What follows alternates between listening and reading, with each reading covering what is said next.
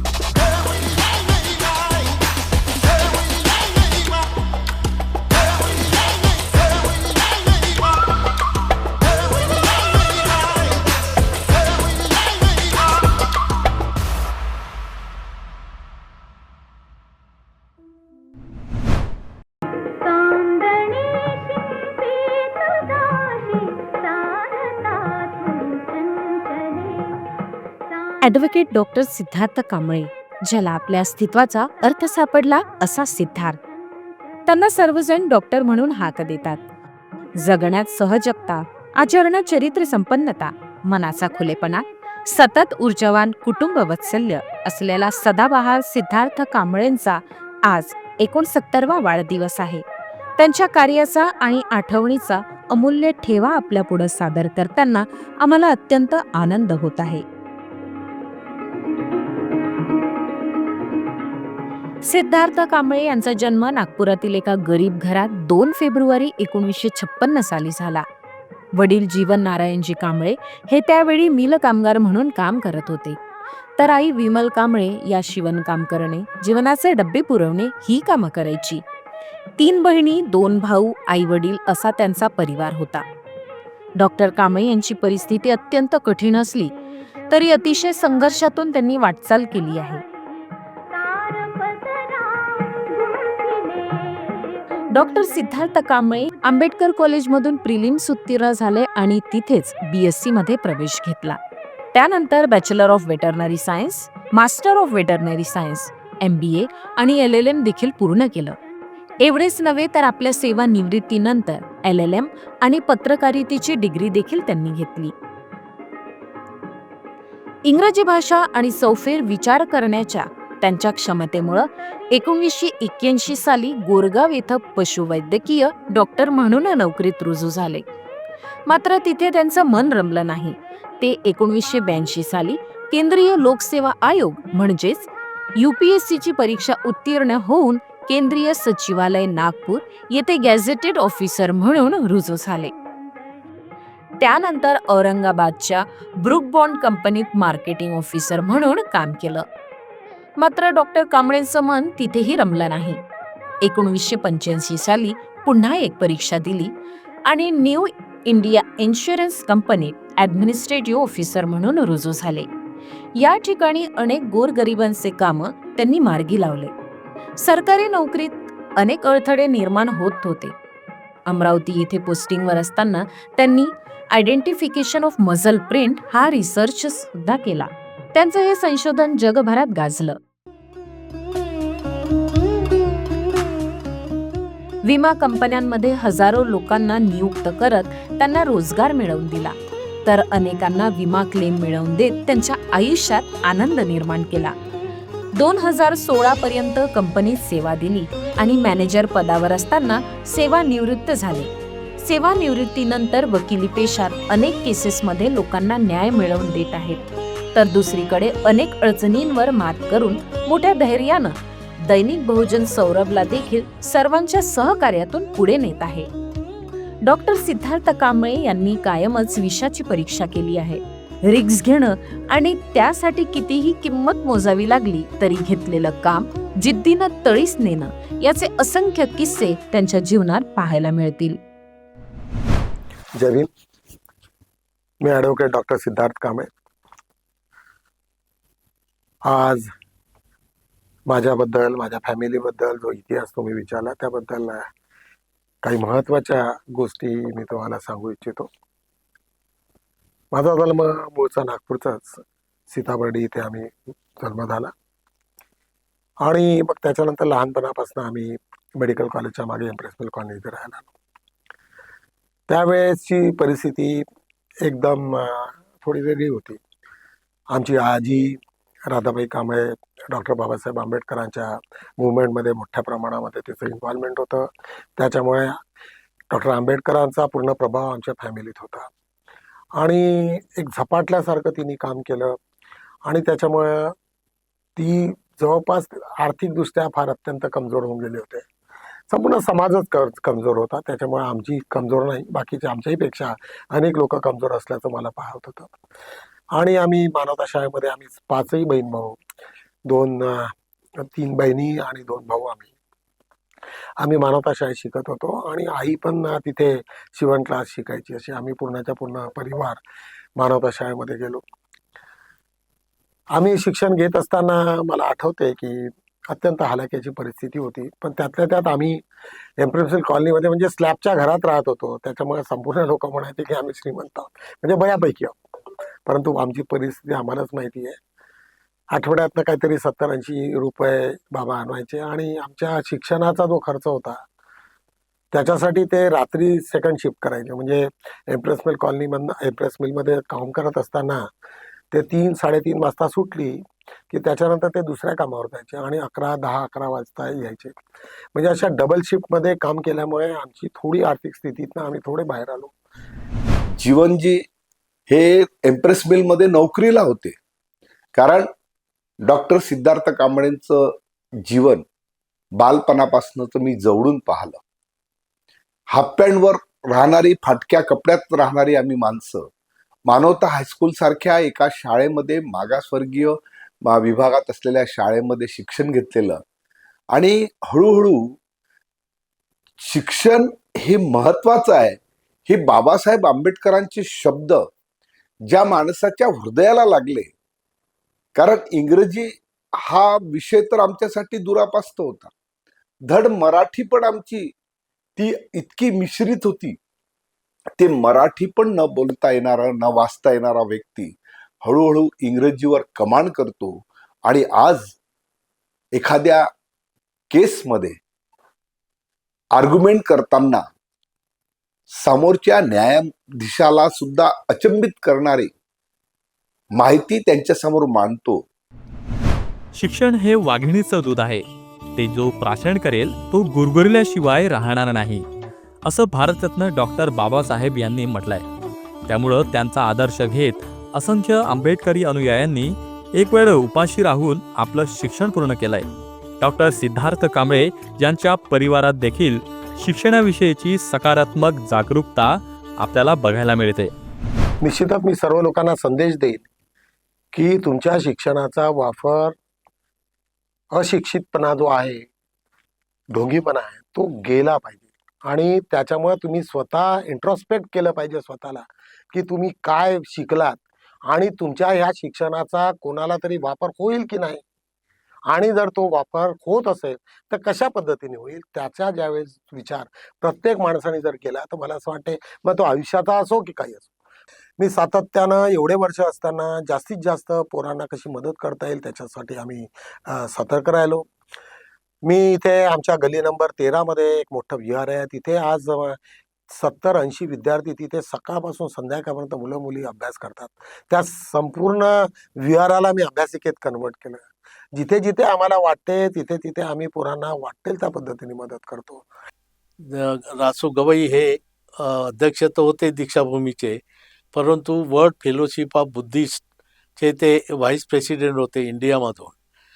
तर माझा संबंध असल्यामुळे डॉक्टर सिद्धार्थ कांबळेचा पण त्यांच्यासोबत संबंध आला आणि एका परिषदेला, ते देशाचं नाव आठवत नाही मला, परंतु तिथे डेलिगेट म्हणून त्यांनी गवई साहेबांनी डॉक्टर सिद्धार्थ कांबळेला घेऊन गेले होते. त्याच्यानंतर त्यांचा खूप संबंध आला. तर सिद्धार्थ कांबळेंनी तिकडून आल्यानंतर त्यांना घरी जेवायला पण बोलावलं होतं गवई साहेबांना. असे काही प्रसंग आहेत. त्यांचा एकूणच स्वभाव मनमिळाऊ आणि हेल्प नेचरचा आहे. कोणालाही मदत करणं आणि त्यांचे काही त्यांच्यावर प्रश्न निर्माण झाले का, संकट आले ते दूर करणं, अशा स्वभावाचा तो व्यक्ती आहे. दोनदा इन्शुरन्समध्ये सिलेक्शन होऊन सुद्धा याने जॉईन केलं नाही. तर मी त्याच वेळेस जरा दटावलं याला, की म्हटलं हे तू नुकसान करतोयस आपल्या मुलांचं. कारण तुझं सिलेक्शन झालं म्हणजे दुसऱ्याचं नाही झालं. पोस्ट लिमिटेड असतात आणि तू जॉईन नाही झाला म्हणजे ती पोस्ट गेली. तर असं नको करू म्हटलं. मग ज्यावेळेस न्यू इंडियाची पोस्टिंग आली तर त्यावेळेस अमरावती मिळालं. तर त्यांनी परत म्हटलं, दादा अमरावती मिळालं म्हणे, मला नाही जायचं म्हणे. म्हटलं तू जा अमरावतीला रिपोर्ट कर, तुला नागपूरला किंवा कुठं पाहिजे तिथं घेणं माझं काम. कारण मी असोसिएशनमध्ये चांगला पोस्टला होतो, पदाधिकारी डायरेक्टर. तर त्यांनी म्हटलं ठीक आहे आणि तिथं जॉईन केलं आणि तिथून यांची लिडरशिप सुरू झाली, अगदी फायटिंग करणं वगैरे. डॉक्टर कांबळे यांनी नोकरीवर असताना उदार मनानं काम केलंय. असंख्य व्यक्तींच्या चेहऱ्यावर हास्य फुलवलं, तर अनेकांची कुटुंब स्थिरास्थावर करून दिली. कुठल्याही पदाचा मोह न ठेवता आपल्या लोकांचा डॉक्टर कांबळेंनी सतत फायदा करून दिलाय. माझ्याकडे मला असं आठवतंय की एक दिवस मी गोंदिया इथे काम करत असताना एक मी पेन घेतला, थोडासा जाडा असेल त्याच्यातली फ्लुडिंग, आणि त्याच दिवशी मी प्रण केला की आज मी हा पेनातली शाई संपेपर्यंत मी आज उठणार नाही आणि सर्व फायला क्लिअर करीन. 8 वाजता बसलो, 8:15च्या जवळपास मला वाटते मी काहीतरी 250 ते 300 क्लेम सेटल केले. क्लेम सेटल केले म्हणजे कुठे एखाद्या गरीब माणसाने सही केली नाही, नावं नाही, पंचनामा नाही, तर मी सरळ माझ्या अंगठे मारायचा, पंचनाम्यामध्ये सह्या करायचा, जेवढी माहिती त्याची अधुरी असली ते पूर्ण करायचा आणि ते करून ती फाईल कंप्लीट करून शिक्का मारून पैसे देऊन मोकळा. त्यावेळेस काय झालं की एक आमचे CRM होते, त्यांच्यासोबत हे चंद्रपूरला आले होते, वर्धेला आले होते.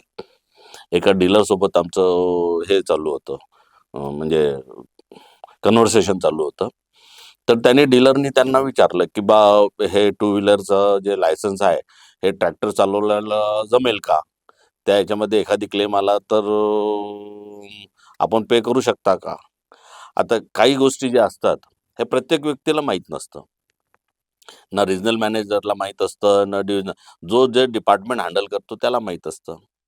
अशा कंडिशनमध्ये काय झालं ना, ते रिजनल मॅनेजर बोलू शकले ना आम्ही बोललो. डॉक्टर साहेब म्हणे हां पे हो जाएगा म्हणे. म्हणजे काय होतं की त्या सिच्युएशनला कसं हँडल करायचं हे डॉक्टर कांबळे साहेबांकडनं शिकावं. एक वेळा सोनवणे साहेब आणि मी एक क्लेम आम्ही लोक अदालतला काढला आणि ती बाई आली, 3 लाखाचा काहीतरी क्लेम होता आणि ती बाई येऊन ती खूप रडायला लागली आमच्या त्याच्यासमोर. तर सोनवणे साहेब म्हणाले, अरे डॉक्टर किती पैसे, तुला किती पैसे पाहिजे सांग. ते म्हणाले की साहेब मला 5-6 लाख रुपये तरी पाहिजे. तो म्हणाला दिले. मग त्यांनी दिले, बरं 3 लाखाचा क्लेम 6 लाख तुला देतो. मग दिले ना, दिले. म्हटलं तुम्ही सही नका करू, मीच करतो, मीच ते सर्व पेपर करून तुमचं अप्रुव्हल करतो. सांगायचं म्हणजे कसं की आम्ही लोक हृदयानेही बोलत होतो, म्हणजे असं नाही की फक्त भाऊ तिला 3चे 6 दिले, आम्ही ते करून त्याला जस्टिफाय करून त्याला देऊन टाकत होतो आणि आम्हाला कोणी चॅलेंज करणार नव्हतं. आपल्या अशोका लेलँडमध्ये भंडारामध्ये तिथल्या आजूबाजूच्या गावाच्या शेती पूर्ण गेलेल्या होत्या आणि अशोका लेलँडनी त्या गाववाल्यांना सांगितलं होतं की आम्ही तुमचा एक मुलगा नोकरीवर घेऊ, परंतु अशोका लेलँडनी घेतलं नाही आणि मला म्हणे बुरबुरे चलो भंडारा आपण जाते है. तर त्या वेळेस त्यांनी एक पत्र लिहिलं अशोका लेलँडला आणि त्यामधून त्यांनी मीटिंगला बोलवलं. मीटिंगमध्ये त्या अशोका लेलँडच्या लोकांनी पैशाची ऑफर केली, परंतु त्या पैशाच्या ऑफरला डॉक्टर सिद्धार्थ कांबळेंनी झिगारून टाकलं आणि तिथल्या सर्वच्या सर्व जेवढे 70 लोक होते, मुलं होते, त्या सर्वांना नोकरीवर घेण्याकरता त्यांना अशोका लेलँडला भाग पाडलं. हे सिद्धार्थ कांबळेचं कार्य आहे. तर मला त्यांचा एकंदरीत जो माझा संबंध आला, त्यांचा एकंदरीत जो प्रवास आहे आता जीवनाचा, त्याच्यामध्ये मला देवानंदचं जे हम दोनो पिक्चरचं एक गाणं आहे जे मोहम्मद रफी साहेबांनी म्हटलेलं आहे आणि साहिर लुधियानवीचे त्याच्यात बोल आहेत. आणि मला वाटतं जयदेवचं असेल कदाचित संगीत, जो काही विषय नाही तो महत्त्वाचा. तर त्याच्यामध्ये ते म्हणतात, मैं जिंदगी का साथ निभाता चला गया, हर फिक्र को धुए में उड़ा, बर्बादियों का शोक मनाना फिजूल था, बर्बादियों का शोक मनाना फिजूल था, मनाना फिजूल था, मनाना फिजूल था, बर्बादियों का जश्न मनाता चला गया. मैं जिंदगी का साथ निभाता चला गया,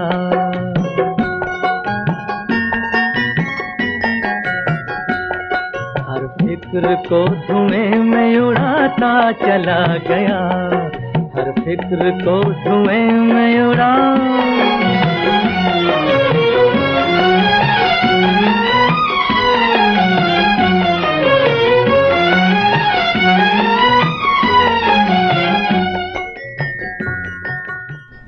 वकिलीचे शिक्षण आणि नोकरीतील अनुभवातून समजलेले बारकावे डॉक्टर कांबळे यांनी वकिली पेशात कामी लावले.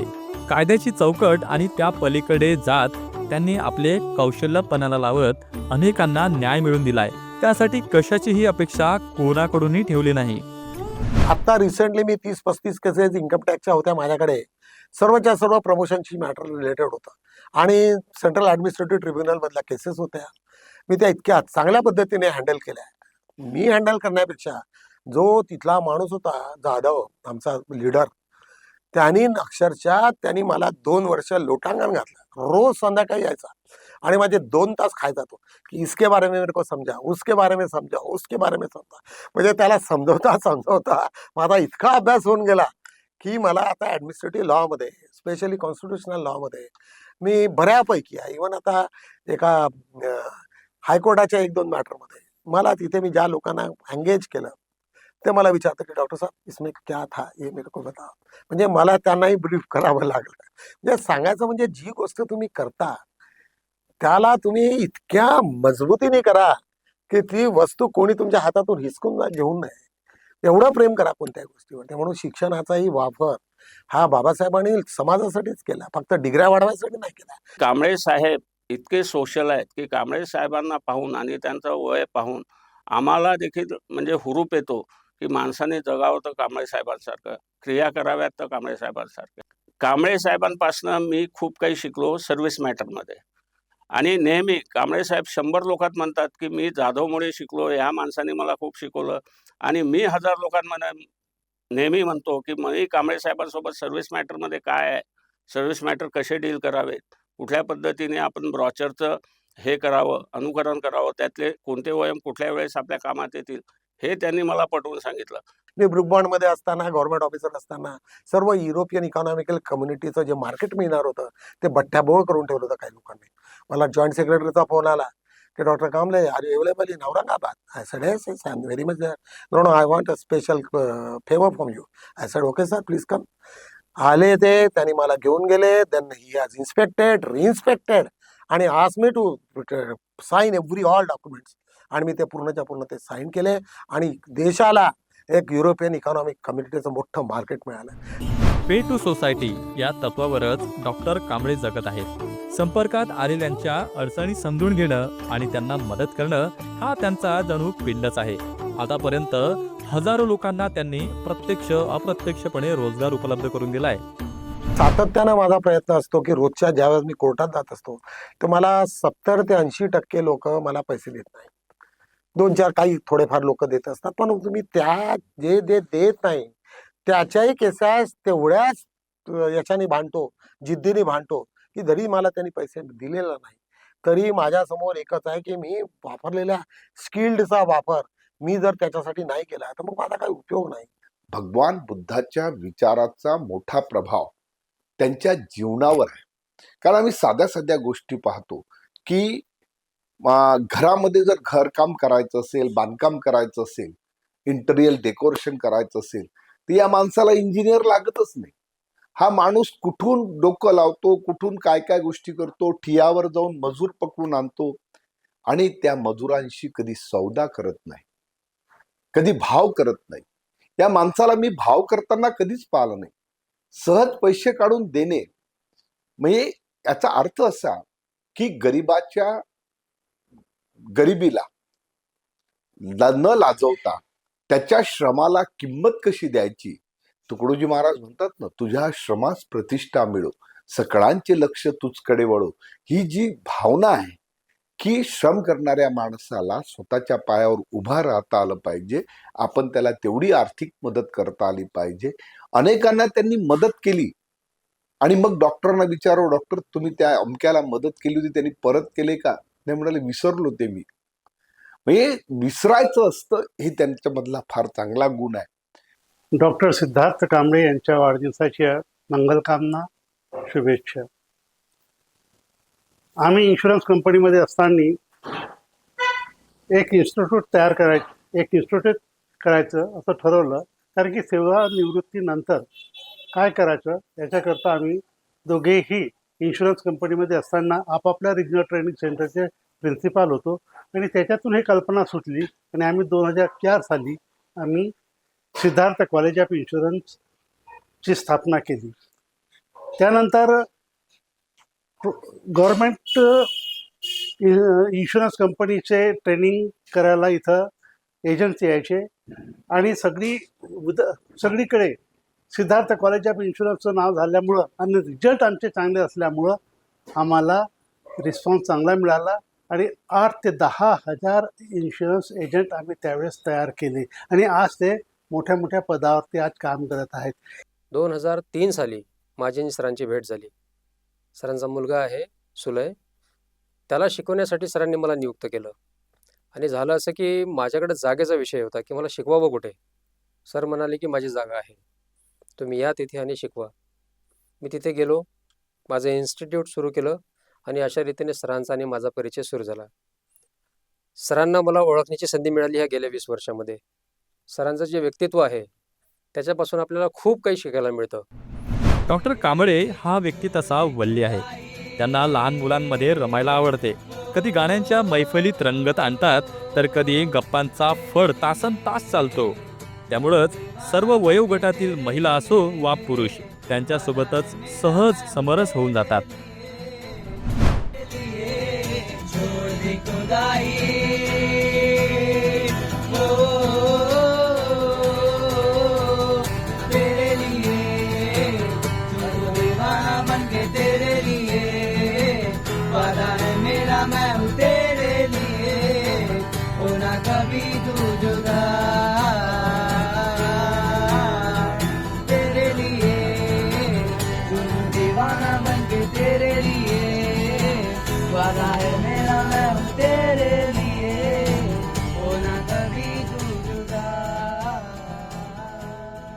मी त्यांना बघितलं सातत्याने जेव्हा ते कोणत्याही कार्यक्रमाचं ऑर्गनाईज करतात बहुजन सौरभच्या ऑफिसमध्ये, त्यावेळेस त्यांना त्याच्यात गाण्यामध्ये इंटरेस्ट आहे. त्यांना अनेक किस्से ऐकण्यामध्ये किस्से आहेत. त्यांना बेवड्या लोकांसोबत राहण्यामध्ये फार आवड आहे. मी पाहिलं त्यांना, ते किती घेतात हे मला नाही माहीत, कारण मी दारू नाही घेत. परंतु अनेक बेवड्यांसोबत ते राहतात.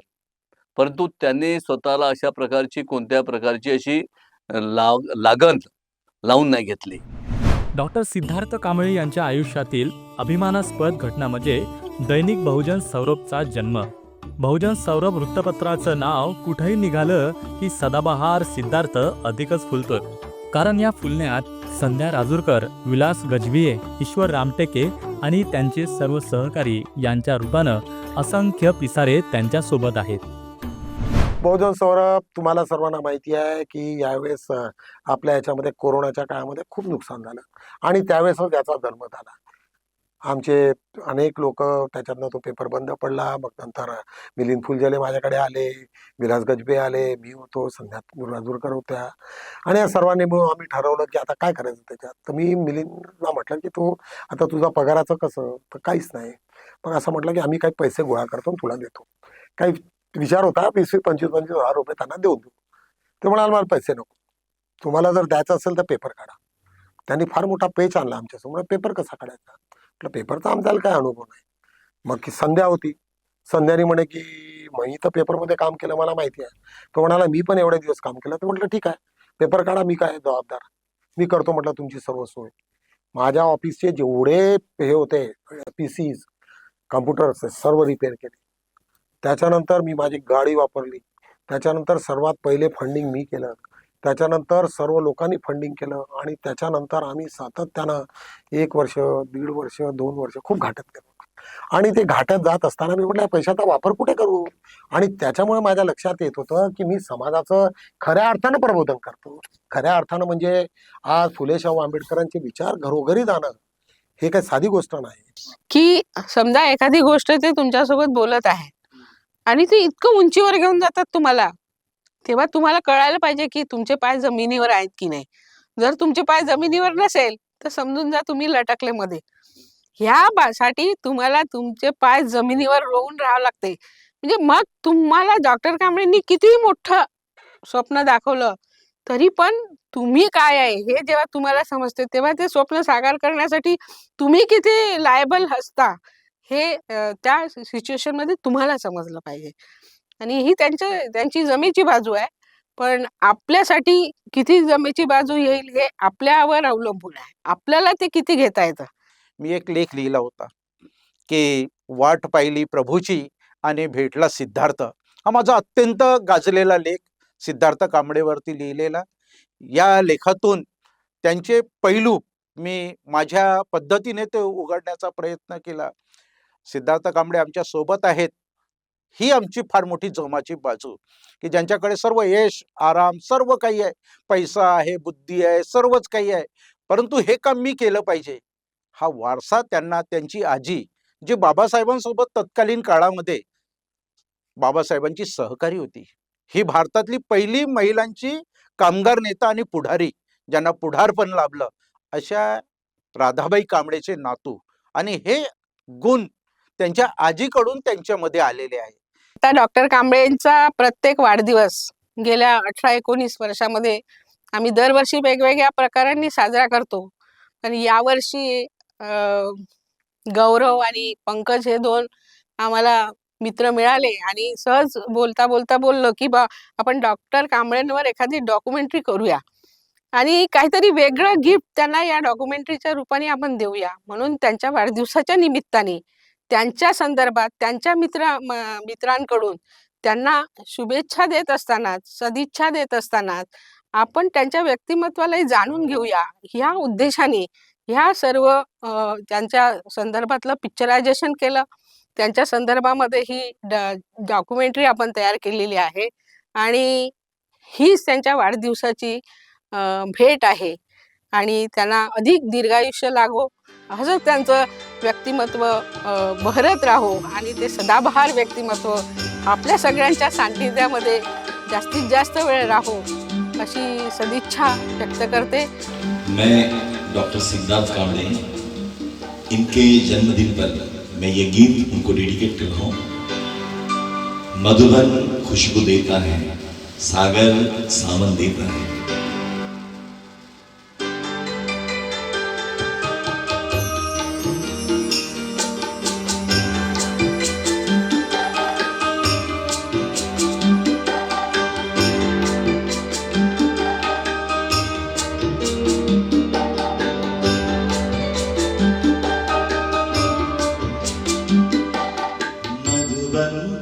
खुशबू देता है, मधुबन खुशबू देता है, सागर सावन देता है, जीना उसका जीना है, जो औरों को जीवन देता है, मधुबन खुशबू देता है।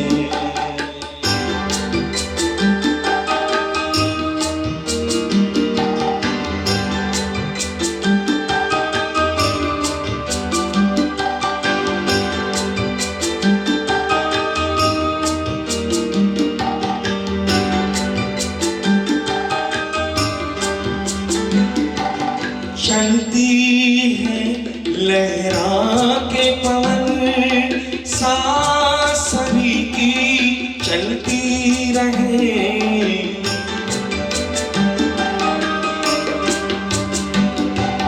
चलती है लहरा के पवन, सांस सभी की चलती रहे, लोगों ने त्याग दिए जीवन, प्रीतियों में पलती रहे, प्रीतियों में पलती रहे, दिल वो दिल है जो अपनी धड़कन देता है, जीना उसका जीना है, जो औरों को जीवन देता है, मधुबन खुशबू देता है।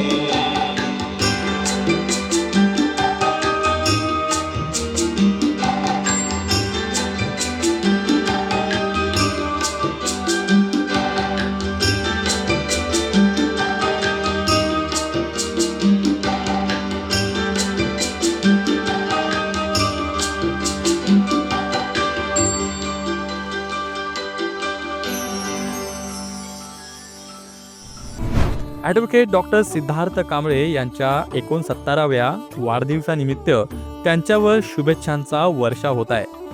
केवळ नागपूर आणि राज्यातूनच नव्हे तर देश विदेशातूनही ऑनलाईन पद्धतीने डॉक्टर कांबळे यांना शुभेच्छा मिळत आहे. सर्वात अगोदर सर्वांना सप्रेम जय भीम. मी माझ्याकडून त्यांना खूप खूप वाढदिवसाच्या शुभेच्छा देते आणि आजचा जो काही प्रोग्राम आहे, कार्यक्रम आहे, तो चांगल्या तऱ्हेने पार पाडावा.